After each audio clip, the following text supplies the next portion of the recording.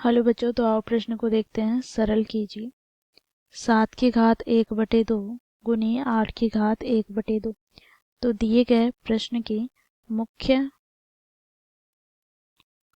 अवधारणा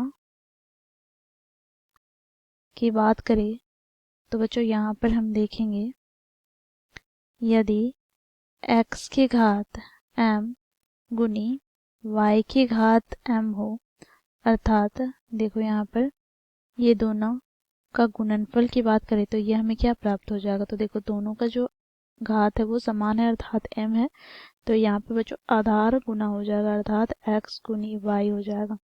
तो इसकी होल घात क्या होगा, m। साथ ही बच्चों यहाँ पर हम देखेंगे तो यदि x की घात m की होल घात n हो तो ये बराबर हो जाता है x की घात m गुना n के। तो इस मुख्य उदाहरण की सहायता से हम दिए गए प्रश्न को हल करेंगे। बच्चों प्रश्न में हमें दिया गया है 7 की घात 1/2 गुना 8 की घात 1/2। यहाँ पर देखो दोनों का आधार समान है अर्थात 1/2 है। तो यहाँ से बच्चों इसका हमें गुणनफल क्या प्राप्त हो जाएगा।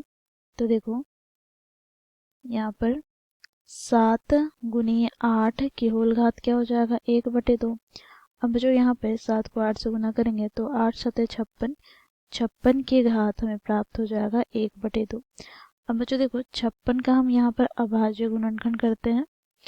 तो देखो 56 को किससे विभाजित करेंगे, तो छोटी से छोटी अभाज्य संख्या जो इसे विभाजित करे वो 2 होगी, क्योंकि इकाई अंक में सम संख्या है। तो 2 दूनी 4, यहाँ पर 1 बच गया तो 2 8 16, पुनः 2 से विभाजित होगा तो 2 1 2, 2 चौके 8, पुनः ये 2 से विभाजित होगा तो 2 7 14। ठीक है, तो यहाँ से हमें प्राप्त हो गया बच्चों देखो 56 को हम लिख सकते हैं 2 गुनी 2 गुनी 2 गुनी 7 की होल घात 1/2। तो यहाँ से हम क्या लिख सकते हैं इसे, तो 2 की घात 2 गुना 2 गुनी 7 की होल घात 1/2। तो यहाँ से बच्चों देखो इसे हम क्या लिख सकते हैं, तो यहाँ से 2 गुनी 7, अब यहाँ पर बच्चों देखो इसे हम बाहर लिखेंगे तो 2 की घात 2 की होल घात क्या आ जाएगा 1/2। तो यहाँ से हमें प्राप्त हो जाएगा बच्चों देखो 7 दूनी 14 की होल घात 1/2 गुनी 2 की घात 2 की होल घात 1/2। तो 2 से 2 कट जाएगा यहाँ पर, तो यहाँ से हमें क्या प्राप्त हो जाएगा, तो 2 गुनी यहाँ पर 14 की घात 1/2। तो यहाँ से हमें प्राप्त हो गया 2 गुनी √14, क्योंकि किसी भी पद की घात 1/2 हमें प्राप्त क्या हो जाता है, तो ये वर्गमूल हमें प्राप्त होता है। ठीक है, तो 1 की घात 1/2 बराबर होता है वर्गमूल a।